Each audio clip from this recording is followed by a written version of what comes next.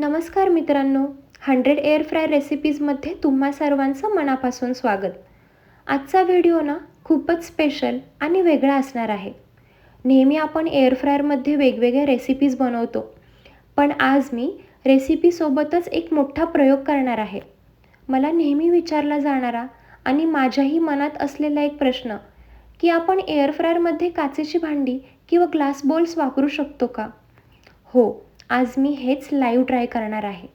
मी कोणत्याही तयारीला नव्हते. अचानक मनात आलं आणि मी हा प्रयोग करायचं ठरवलं. जर हा प्रयोग यशस्वी झाला तर आपल्याला एक मस्त केक खायला मिळणार आहे आणि जर फसला तर काय होईल हे पाहण्यासाठी व्हिडिओ शेवटपर्यंत नक्की बघा.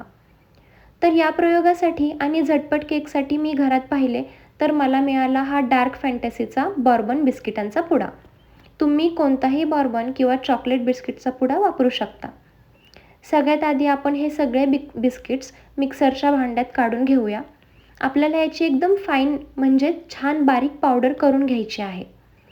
यात बिस्किटांचे मोठे तुकडे राहता कामा नयेत याची काळजी घ्या. चला तर मग मिक्सर फिरून घेतलेला आहे आणि हे बघा, आपली मस्त चॉकलेट पावडर तयार आहे. आता वळूया पुढच्या आणि सगळ्यात महत्त्वाच्या स्टेपकडे. ही पावडर आपण एका मिक्सिंग बाउलमध्ये काढून घेऊ. आता यात आपल्याला दूध मिक्स करायचं आहे. इथे एक सोपी टीप लक्षात ठेवा. 1 वाटी दूध मी घेतले, पण हे दूध आपल्याला एकदम ओतायचं नाही आहे. थोडं थोडं दूध घालत आपण हे मिश्रण छान हलवून घेणार आहोत. एकदम दूध टाकलं तर गुठळ्या होऊ शकतात किंवा बॅटर जास्त पातळ होऊ शकतं. आपल्याला रिबन कन्सिस्टन्सी हवी आहे. छान मिक्स झाल्यावर यात आपण टाकणार आहोत 1 चमचा बेकिंग पावडर आणि अर्धा चमचा बेकिंग सोडा. हे टाकल्यानंतर मिश्रण जास्त वेळ बाहेर ठेवायचं नाही आहे. आपल्याला हलक्या हातानं एकाच दिशेने मिश्रण चांगलं फिरून घ्यायचं आहे. बघा, आपलं केकचं बॅटर किती सडसडीत, सिल्की आणि छान दिसतंय. आता येतो आपल्या प्रयोगाचा मुख्य भाग. माझ्याकडे हे अशा प्रकारचे काचेचे बोल्स होते. खरं तर मनात थोडी धाकधूकच होती. मी या बोल्सला आतून थोडं ग्रीस करून बटर पेपर लावून घेतला, जेणेकरून केक चिटकणार नाही. आणि हे तयार मिश्रण मी 2 बाउल्समध्ये सारखं ओतून घेतलं. आता याला सजवायचं कसं? मी आधीच सांगितलं होतं, मी कोणत्याही तयारीत नव्हते.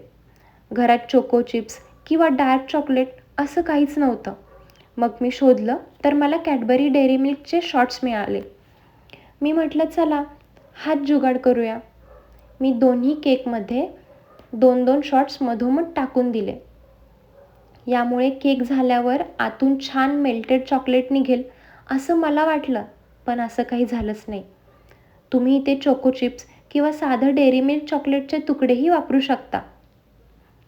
चला, आता हे दोन्ही ग्लास बोल्स आपण थेट ठेवूया एअर फ्रायरच्या बास्केटमध्ये.